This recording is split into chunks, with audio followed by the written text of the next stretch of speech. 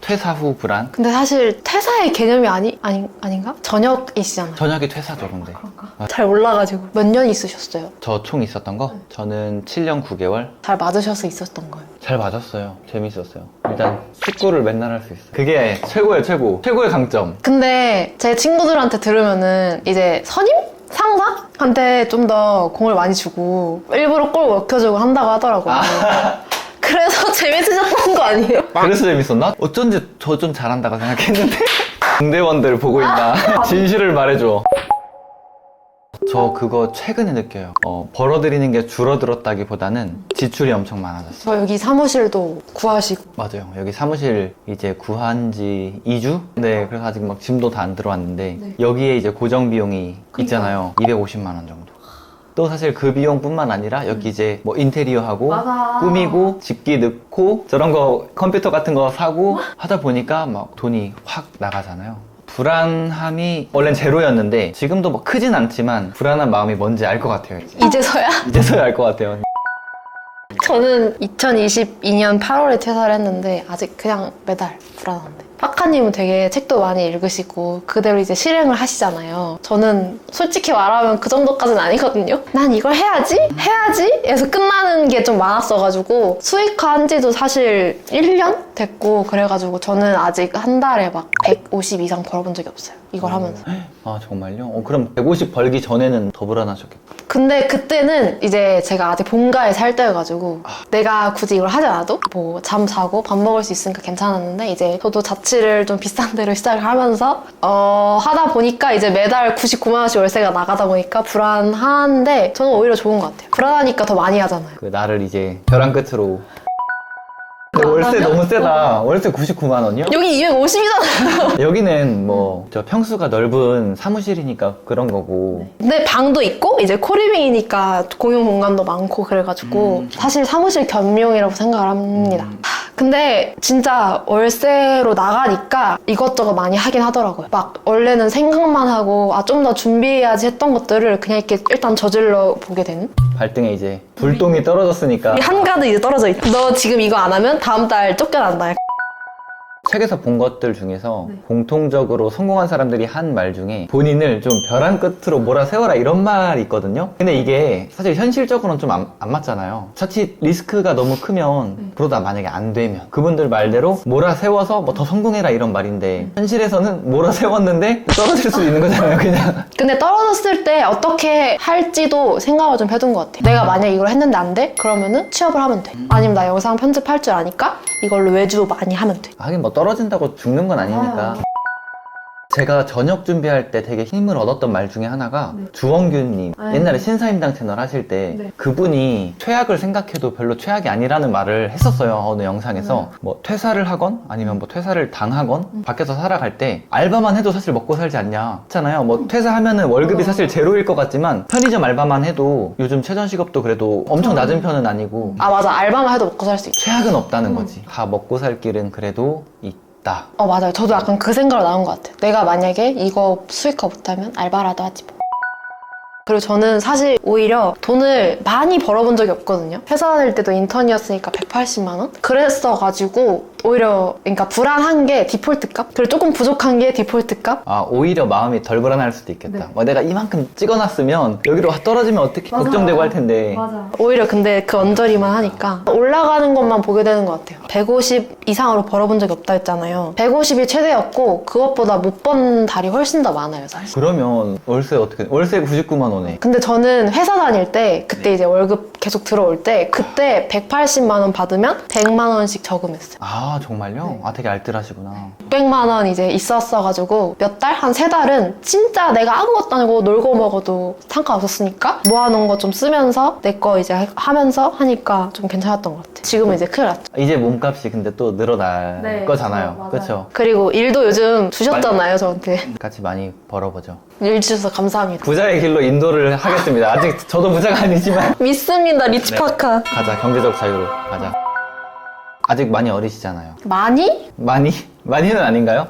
네, 적당히. 적당히 파카님보단 어리다. 파카님은 3이지만 전 아직 2니까요. 3과 2. 3의 불안함과 2의 불안함의 차이도 사실 조금 클 것 같아요. 맞아. 저 그래서 저번에 그 얘기 했잖아요. 빨리 30대 되고 싶다고. 뭔가 안정적이어 보인다고. 꼭 수익을 떠나서 사실 요즘 퇴사하는 분들이 돈을 못 벌어서라기보다는 내가 행복하지 않아서 퇴사를 하는 분들이 더 많잖아요. 20대가 바라보는 30대는 네. 안정적이어 보여요? 그러니까 돈 이런 걸 떠나서 적어도 내가 뭘 좋아하는지 알고 뭔가 단단해 보여요, 사람이. 나는 아직 내가 미래에 뭘 하지? 나 뭐 해먹고 살지? 난 좋아하는 게 뭐지? 난 뭐 할 때 행복하지? 그래서 맨날 이러는데 안정적이어 보이시는.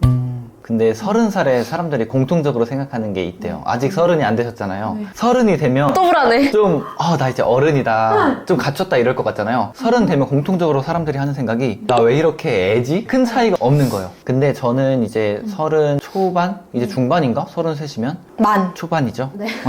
감사합니다. 근데 개인 편차가 사실 크겠지만 저는 그 안정감이 조금 있긴 해요. 네, 결혼한 것도 좀 큰 것 같고 근데 뭐 경제적으로 안정됐다 이런 개념이 아니라 내가 어떤 사람인지 알고 내 중심이 좀 생기긴 했어요. 나는 어떤 사람이고 내가 어떻게 살아가야 하고 그러니까 내 삶의 여러 가치들의 가치관이 좀 확립이 된 것 같은 정립이 된 것 같은 생각이 들어요. 20대 때는 좀 고민이 많았던 것 같아요. 뭐 하지? 나 뭐 좋아하지? 어떻게 살아가야 되지? 뭐부터 시작해야 되지? 약간 이런 느낌? 그게 30대 되면은 조금씩 그래도 안정감이 오는 것 같긴 해요. 약간 그걸 좀 다 아시는 것 같아요. 난 이걸 별로 안 좋아하고 난 이것보단 이게 낫다. 그러니까 내가 이걸 엄청 좋아한다가 아니라 그래도 적어도 난 이건 아니다라는 게 좀 생기는 것 같아요. 맞아요. 기준이 좀 생기는? 그런 면에서 불안감이 좀 덜하지 않나.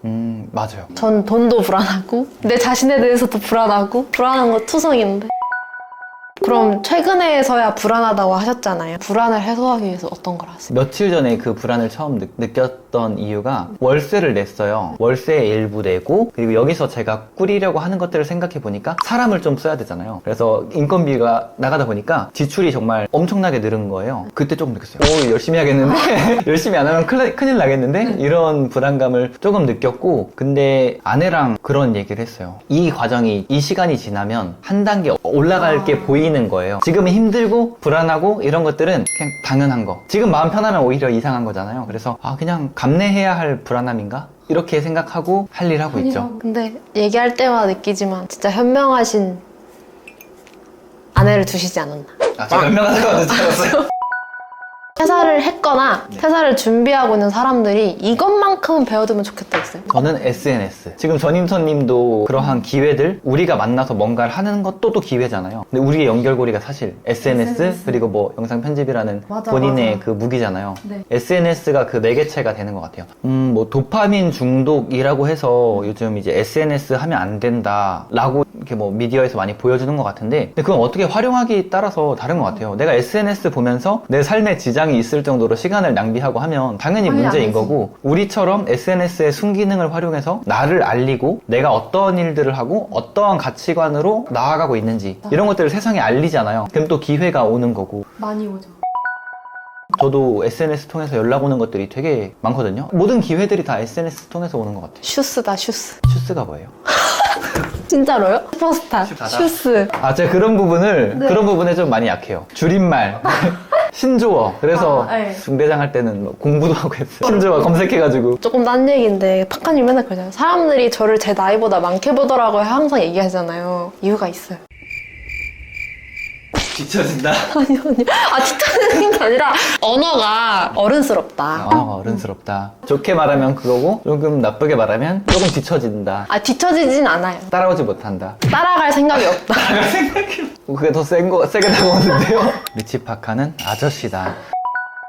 그래서 퇴사하기 전에 SNS 본인의 무기 하나. 그러니까 저는 SNS랑 자기개발, 독서 요거를 해서 지금의 제가 된 거잖아요. 또 이 영상을 보는 분들도 본인이 하고 싶어 하는 게 있겠죠, 뭐가. 그럼 SNS에 그거를 계속 노출시키고 본인 실력 쌓아가는 것들을 이렇게 계속 공개하고 하면 기회가 오죠. 무조건 오죠. 근데 진짜 SNS가 좀 치트키라고 생각하는 게 똑같이 10의 실력을 가진 뭐 2명이 있을 때 SNS를 하면 무조건 이 사람이 잘 될 수밖에 없잖아요. 나를 그렇게 어필을 하는. 그러니까 두 방향성이죠. 소비자냐 생산자. 생산자를 해야 된다. SNS를 하라는 거는 소비를 하라는 게 아니라 생산을 하라는 거다. 완전 좋은 말이에요. 생산자가 되라. 소비자 해도 되는데 생산자도 해라. 그쵸. 맞아. 소비자는 우리가 모두가 하고 있죠. 사실 소비자는 모두가 하고 있는데 그 중에 생산자도 해보는 사람은 비율상 많지 않은 것 같아요. 맞아요. 퇴사 후 저 하고 싶었던 얘기 있었어요.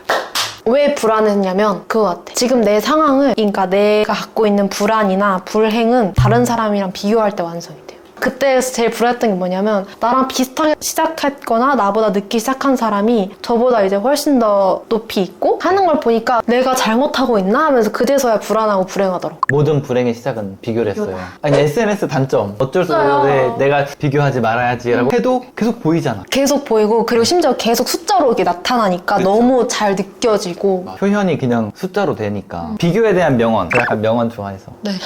이건 어디서 본 건 아니고 그냥 제가 생각한 것 같은데 제가 군대에 있을 때 이렇게 조급해하는 병사 친구들도 있었고 또 이렇게 나와서 뭐 강연도 하고 하면 질의응답하거나 수강생분들도 이런 고민들이 있어요. 열심히 해도 안 된다. 저 사람은 멀리 가는데 나는 못 따라간다. 그래서 그런 분들한테 하는 말이 우리가 이제 사다리를 타고 이렇게 올라갈 때 위에만 보고 가면 목이 아플 거 아니에요. 계속 보고 위만 계속 쳐다보면 위에 바라보는 거 물론 좋다. 왜냐면 나의 지향점이고 내가 나아갈 길이고 원동력이 될 수 있으니까. 근데 위에만 보면 목이 아프다, 탈난다. 옆에도 한 번씩 봐주고 아래도 한 번씩 봐주고 하면 좋다. 전인턴님도 누군가 이렇게 쭉 치고 나가는 그런 사람들만 보면 뭐 이렇게 원동력이 생길 수 있지만 같이 시작했지만 나보다 안 된 사람들도 당연히 있을 거고 그리고 비슷한 사람들도 있고 그런 사람들을 이렇게 골고루 보면서 여기서 생각해야 될 거는 나에 대해서 생각하는 거죠. 저 사람들을 보고 따라가는 게 아니라 내가 내 할 거 잘 하고 있나. 인생은 속도가 아니라 방향성이다.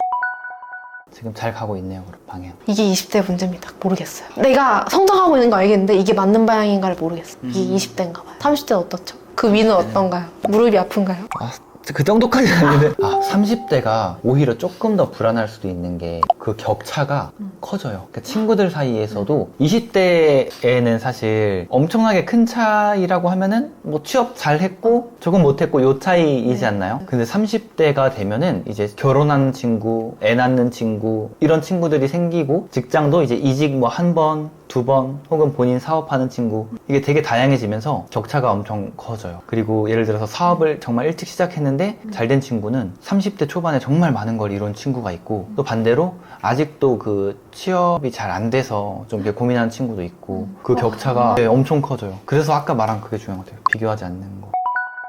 저는 약간 내가 이쪽으로 잘 되고 있는 건 맞는데 이 방향이 맞나가 저는 그럴 때가 많거든요. 그래서 약간 내 자신을 탐구하려고 많이 하는 것 같아요. 나는 스트레스 받을 때 뭘 하는 내 스스로를 좀 관찰하는 느낌? 나는 누구랑 있으면 좋은가? 심지어 그런 먹는 거, 듣는 거에 대한 것도 많이 좀 생각을 되게 많이 하려고 해요. 어떻게든 나를 조금이라도 알아가 보자.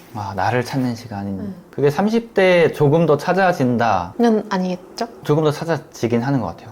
경험을 더 많이 하잖아요. 왜냐면 사실 전인턴님도 찾아질 수밖에 없는 게 지금 이러한 고민을 하면서 답을 하나씩 찾아갈 거 아니에요. 그리고 그게 해봤는데 아닌 것도 있을 거고 맞아요. 이건 답이 아니구나. 근데 그 아니라는 것도 사실 경험. 맞다는 것도 경험. 그러면 이 경험들이 조금씩 축적되면은 이게 30대가 되시면 경험값이 많으니까 그래서 그때 30대가 좋냐 20대가 좋냐라고 했을 때 30대라고 하셨잖아요. 네, 저는 30대가 좋아요. 진짜 너무 부러웠어요. 20대는 약간 폭풍 같아요. 근데 또 30대, 40대 분들 중에서 20대로 돌아가고 싶다 뭐 이렇게 생각하는 분도 많은 것 같아요. 어떻게 생각하기에 따라서 다른데 그래서 저는 꼭 그런 거 좀 많이 봐요. 30, 40대 분들이 내가 20대로 가면 이거 할 것 같아 이런 거. 근데 대부분 다 경험 많이 해라 이거여가지고 이것저것 그래서 더 많이 해보는 것 같아요. 불안할수록. 박하님은요? 30대가 20대 만약에 20대로 돌아가신다면? 저에게 해주고 싶은 조언? 딱 하나. 이거를 안 그래도 제가 운영하는 카카오톡방 여기서 어떤 분이 물어봤어요. 20대에 하지 않아서 후회되는 것들이나 그때부터 해서 정말 좋다고 느끼는 것이 무엇인가요? 라고 저희 커뮤니티에서 20대 초반인가 봐요. 이분이 이런 질문을 해서 몇몇 분들이 답변을 해줬었어요. 이경훈 대표님이라고 인섹트루라는 회사 되게 현명하시고 사업도 잘 하시는 분이거든요. 이분은 나에게 잘 맞는 운동 하나 찾는 게 삶의 질을 높여준다고 생각한대요. 이런저런 운동을 많이 해보면서 내 몸에 딱 맞는 운동을 찾아라 라고 하더라고요. 제가 했던 조언은 고정관념 버리고 말고 선택을 내 마음대로 하는 거. 제가 20대 후반부터 전역 고민을 할 때 다 말렸어요. 어머니도 말리셨고 지인들도 말렸어요. 안정적인 직업을 지금 코로나 시기에 그만두면 너는 망한다. 재취업하기도 어렵고 지금 기업에서는 사람 뽑지도 않는다. 이런 것들이 이제 사람들의 고정관념이었어요. 근데 저는 그냥 제가 선택했어요. 그거는 사람들의 생각이고 내 생각은 이거고 내가 하고 싶은 건 이거니까 해볼래. 잘 안 될 수도 있고 잘 될 수도 있는데 만약에 사람들 말을 듣고 그 사람들 말 들은 대로 했어봐요. 그럼 결국 이 생각 하겠죠. 해볼 걸. 할 걸. 근데 내 마음대로 해보면 어쨌든 해볼 걸이 아니라 했는데 망했네? 혹은 했는데 좋네? 경험이 되니까. 내가 주체적으로 살 수 있는 그런 어떻게 보면 시작 단계라고 생각해요. 그래서 고정관념 버리고 남들에게 많이 물어보지 말고 나에게 많이 물어보기. 딱 전인턴님 하고 있는 거. 그거 너무 좋은 것 같아요. 그래서 지금 엄청 잘하고 계신 것 같아요. 이렇게 빨리 나이를 먹어서 나도 3을 달 테야. 금방 옵니다. 그건 싫어요. 금방은 싫어요. 눈 감았다 뜨잖아요. 그러면 바로 3자가 보일 겁니다. 오늘 얘기 나눠보니까 어떠셨나요? 제가 요즘에 특히 그 20대, 30대 생각을 되게 많이 했었거든요. 뭔가 잘하고 있다는 얘기를 들으니까 기분이 좋기도 하고요. 맞아요. 그게 궁금했던 것 같아요. 20대와 30대의 불안. 다른 불안이긴 하네요. 나에 대한 불안이고 30대는 조금 이제 나 플러스 가족이나 어깨가 조금 더 무거워지는 아까 말씀 주신 대로 고정관념을 버리고 내 선택을 하는 게 중요한 것 같아요. 고정관념을 버리고. 감사합니다. 약간 인자한 30대 후반 삼촌이 해주는 말 같은. 리치파카에게 더 궁금하거나 듣고 싶은 얘기가 있으시다면 댓글로 남겨주시기 바랍니다. 오늘 나와주셔서 감사합니다. 삼촌과 조카의 이야기는 여기까지였습니다. 와.